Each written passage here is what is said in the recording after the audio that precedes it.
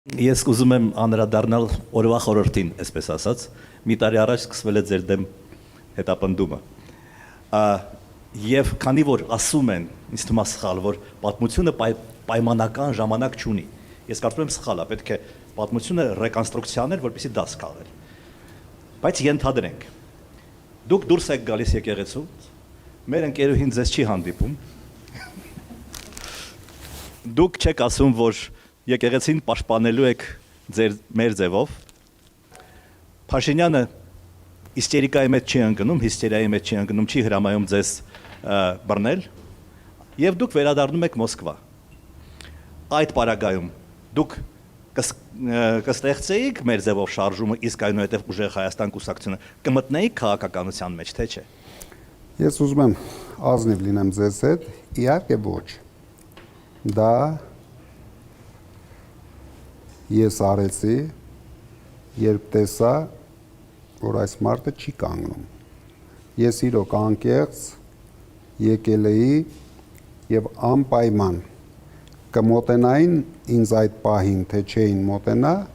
ես անելու է հայտարարություն մեր եկեղեցին պաշտպանելու համար, բայց չէի որոշել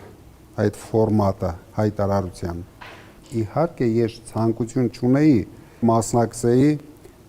այս քաղաքական պրոցեսներին, բայց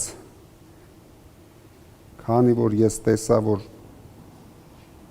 եթե ես չեմ մասնակցում իմ դեմքով,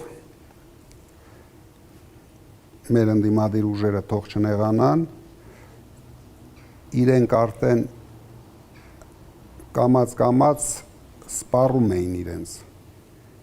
Ես համարում եմ մենք նոր շունչ տվեցինք ընդդիմադիր պայքարին, օգնեցինք ընդդիմությանը, նույնիսկ այն ձայներ չհավաքած ընդդիմությանը համառ պայքարելու համար, քանի որ բոլորը տեսան, որ մենք ոչ մի բանի առաջ չեն կանգնում, կալանավորում են, ուրեմն կալանավորում են, նստեցնում են, ուրեմն նստեցնում են, ինչ որ պա դա նույնիսկ պատիվ դառավ մեր համախոհների համար, կալանավորելը, ձերբակալվելը, քանի որ բոլորը հասկացան, որ այսօր խոսքը մեր մասին չի, խոսքը իմ մասին չի, դուք հավատացեք, սա լիրիկա չի, ես ոչ թե ինչ-որ բառեր եմ ասում հայրենասիրական, մենք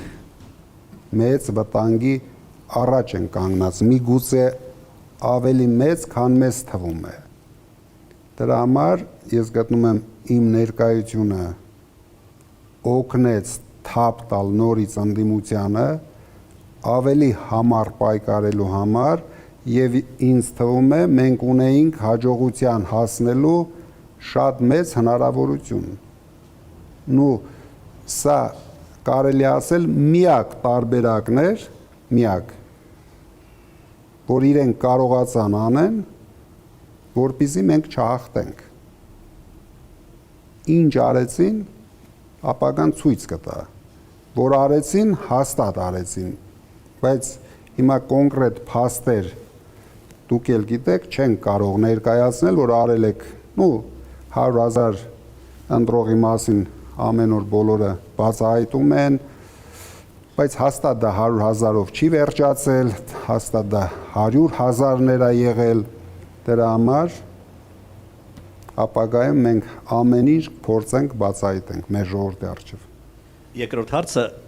դուք ասացիք, թե ինչու են մարդիկ անկեղծորեն քվեարկել ԿՊ-ին եւ նշեցիք թոշակառուների կամ 65+ մարդկանց, որոնք պետք է օգտվեն իբր ապահովագրությունից, դա ճիշտ է։ Բայց ես մի պատմություն պատմեմ, խնդրում եմ մեկնաբանել։ Հայաստանի գյուղերից մեկը, ոչ ձերը, գալիս են մարդիկ Մոսկվայից, Ռուսաստանից, գալիս են մարդիկ, որոնք հաջողություններ են ունեցել բիզնեսում, որոնք ապահոված են, հարուստ են։ Գալիս են մարդիկ այդ գյուղի նախկին բնակիչները, որոնք 90-ականներին գնացել են եւ սկսում են աշխատել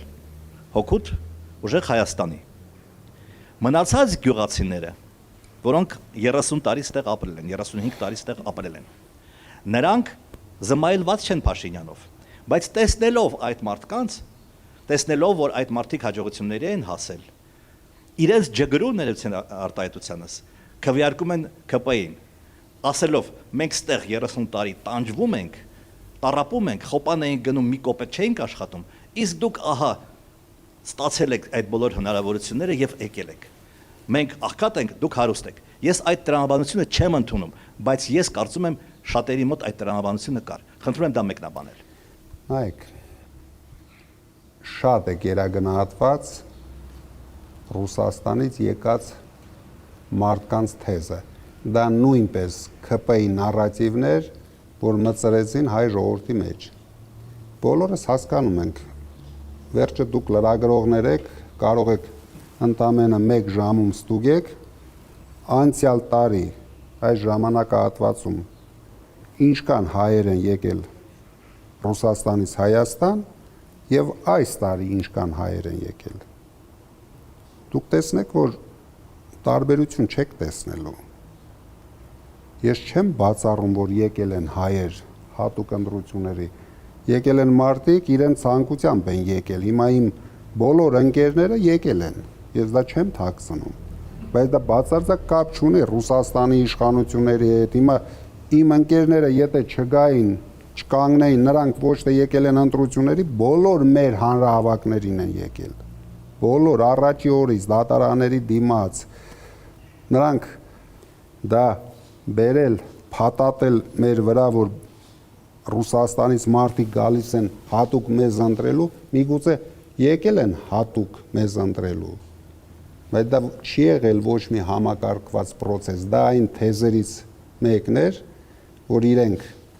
փաթաթեցին մեր ժողովրդի վրա, իրենք ինչ արեցին, կարելի ասել 3 թեզով հարվածեցին մեզ։ Առաջինը, որ մենք հավաքում ենք զայները Քոչարյանի համար։ Դուք կարող եք ստուգել ամբողջ շրջաներում դա ունենալով ՀՄԵԿ եւ այլ մեդիա ռեսուրսներ, իսկ դուք հիշում եք, երբ որ մենք հայտարարեցինք ուժեղ Հայաստան կուսակցության մասին, մենք չենք ունեցել ոչ մի հատ մեդիա ռեսուրս, ոչ մի հատ։ Այն հայրենասեր լրագրողների հույսին ենք եղել, ովքեր մեզ ինչ-որ ձևով աջակցել են իրենց խոսքով, բայց մենք չենք ունեցել մեր ձեռքի տակ ՀՄԵԿ։ Դրա համար մենք անցանք իրազեկման ակցիաների, բայց դուք հասկանում եք 4 ամսվա ընթացքում մենք չենք կարող լինել բոլոր գյուղերում, բոլոր քաղաքներում, բոլոր քաղաքներում երևի թե հասցրեցինք, բայց բոլոր գյուղերում ֆիզիկապես դա անհնար էր անել։ Դրա համար նույնիսկ այդքան մեծ աղմուկ բարձրացնելուց հետո մեր կուսակցության ճանաչելիությունը հունիսի 7-ի դրությամբ մոտարապես 80% էր։ Այսինքն ինձ որպես Սամվել Կարապետյան ճանաչում էին 95% բնակության, բայց կուսակցությանը ճանաչում էին 80%-ը։ Այսինքն մենք մեր 80%-ով պայքարում էինք ԿՊ-ի 93% ճանաչելիության եւ ամբողջ մեդիա ռեսուրսի դեմ։ Սա մեկ մտցրեցին, Ռուսաստանից բերած հայերին մտցրեցին, քանի որ այդ հայերը մեր բոլոր ցանկություններով, ինչ կանել մենք ցանկանայինք, ինչ կանել նույնիսկ ռուսները ցանկանային, չեր գերազանցի նու 5-ից 10,000 մարդ։ Ես չեմ հավատում 10,000 մարդուն, միգուցե 5,000 մարդ հնարավոր լիներ մոբիլիզացնել, բայց այդ մարդիկ, եթե նույնիսկ բոլորը մեզ են ձայն տվել, դա հնարավոր չի, բայց նույնիսկ եթե բոլորը մեզ ձայն տվեցին, ու դուք տեսնում եք, որ դա դեր չի խաղում ընտրության ելքի վրա։ Դրա համար կաշառք բաժանելը մտցրեցին,